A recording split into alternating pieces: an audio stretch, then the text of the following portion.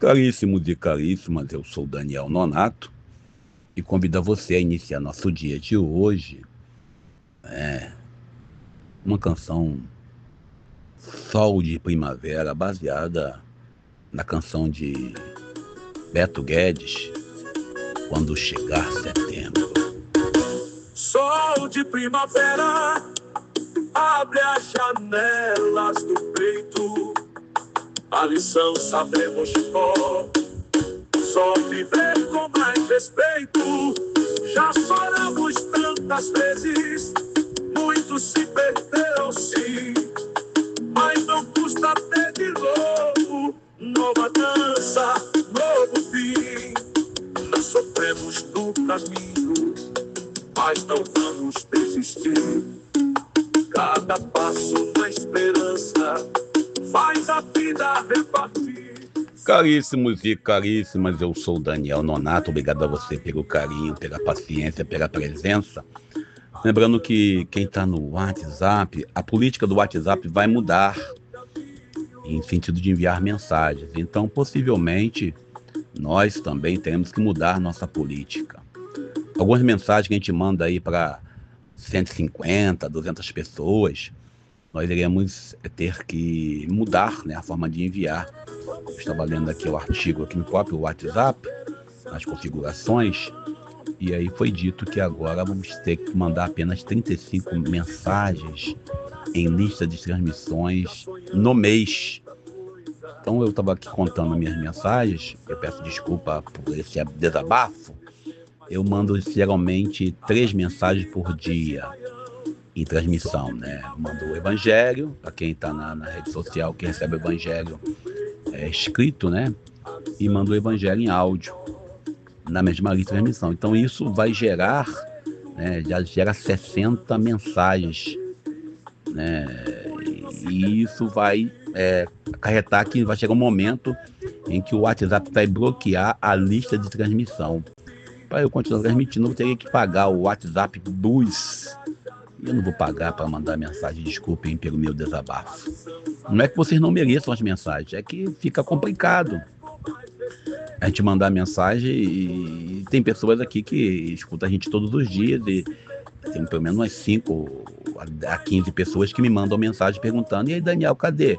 Existem pessoas até que eu penso que não me escutam, mas escutam e cobram de vez em quando. Então eu agradeço já a todos vocês que sempre estão cobrando. Às vezes a gente deixa de mandar o áudio de manhã, deixa de mandar o áudio naquele dia por motivos de falta de sinal, porque infelizmente às vezes a gente está um pouco cansado, acontece, a gente é humano. Então infelizmente a gente vai ter que mudar a política. Aí estava lá a sugestão. São 2 sugestões que eu acho que a gente vai ter que pensar juntos, né? Eu já tive um grupo chamado Palavra da Salvação, um grupo até grande, mas nós acabamos com ele porque houve invasões, então a gente achou melhor acabar com aquele grupo, incluindo que esse grupo Palavra da Salvação é um grupo de não só de evangelho, mas também da gente, vamos dizer assim, fazer ajuda, fazer caridade. A gente, quando tinha alguém precisando de alimento, precisando de roupa, precisando de cadeira de roda, inclusive isso, né? A gente ajudava, e ali tinha gente de esquerda, de direita, de centro, todos os níveis, né? O que acabou com o nosso grupo foi até a política, essa política canária que dividiu o Brasil. Bom, mas tirando isso, a gente vai falar do evangelho de hoje, lembrando que Gaza está em paz, Gaza está vivendo lá um momento de paz, mas uma paz de cemitério, uma paz romana, e já foi falado ontem que alguns corpos devolvidos pelo Hamas a Israel não são os corpos dos seus entes queridos, algo grave. E já começou alguns grupos do Hamas, alguns movimentos, né, dentro do Hamas, os grupos são divididos, a não concordar com a paz. Então, possivelmente nós teremos mais conflitos. Infelizmente, como eu falei na segunda-feira, né, e na terça-feira, vai haver ainda. A paz ainda não está construída. Ela não está alicerçada ainda na paz do bem comum, mas a paz forçada, uma paz exigida que não dá certo.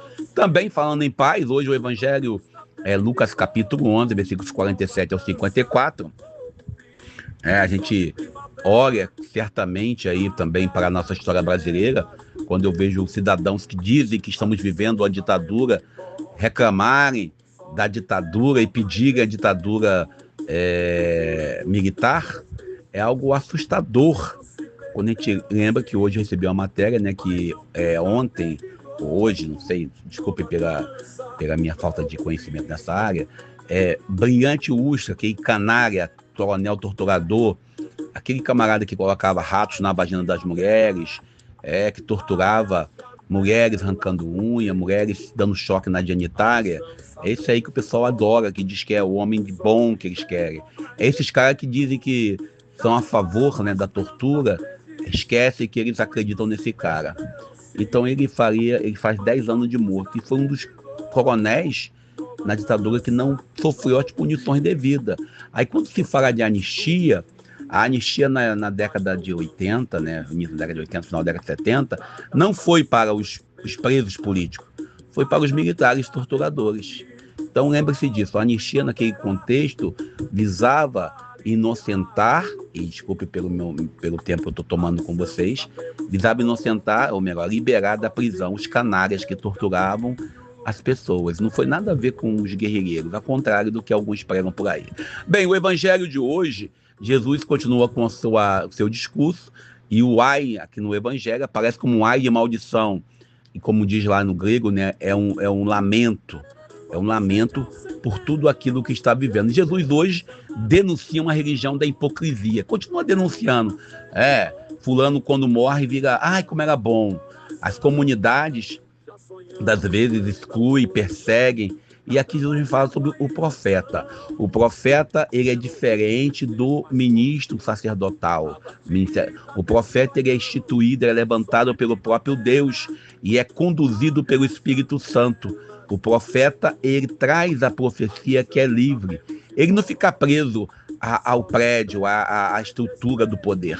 Então Jesus, quando traz aqui falando que os profetas são pessoas livres, são pessoas que são perseguidas e mortas e depois reconhecidas que tinham razão. Também a gente olha para Nietzsche, né, que denunciou uma fé que reprime a vida. Ou seja, o profeta é aquele que traz a crítica ao sistema. Por ele não estar preso, por ele não estar com um salário, por não estar preso a um rito, ele tem a liberdade de trazer para a igreja um pouco de consciência. E, infelizmente, em nossas igrejas tem faltado profeta. Os profetas que se levantam, alguns deles que eu conheço, em rede social sobretudo, são falsos, porque sempre prezam, e aí eu falo com todo respeito, em defender a hierarquia, em defender o clericalismo, em defender uma estrutura de poder que existe. Ou seja, o profeta ele vai de encontro e vai no embate com esses organismos que às vezes querem legitimar vantagens, legitimar confortos e legitimar tudo aquilo que não permite que o reino aconteça. O evangelho de hoje, ele traz para nós um Jesus que ele questiona o passado. Eu lembro da Igreja Católica, desculpem os católicos, meus irmãos, quando eu penso na Idade Média, as perseguições que fizeram a Santa Joana d'Arc, por exemplo. Hoje, Santa Joana d'Arc. Ou mesmo para o poder, né, que nós temos no Brasil, quando falamos de Helder Câmara, que não foi levado a sério pela instituição, foi colocado no cantinho. Ou quando falamos lá de Paulo Evaristo Arnes, que foi dividida a sua diocese, e outros mais, o próprio Adriano Hipólito, criticado por Eugênio Salles aqui no Rio de Janeiro, mas isso não posso falar porque se eu falar, alguém vai dizer que eu estou sendo herege, estou criticando a igreja. É assim que funciona o sistema. Mas deixa quieto, o evangelho de hoje nos inspire a não sermos hipócritas, endeusando no passado e tratando mal o profeta no presente. Fiquemos com Deus. Eu sou Daniel Nonato. Esse baião, sol de primavera, abre as janelas do peito.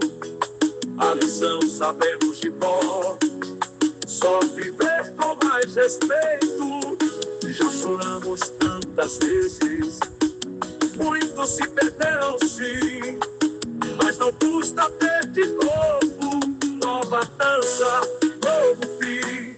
Sol de primavera, abre as janelas do peito. A lição sabemos de cor, só viver com mais respeito. Já choramos tantas vezes, muitos se perderam sim, mas não custa ter de novo. Nova dança,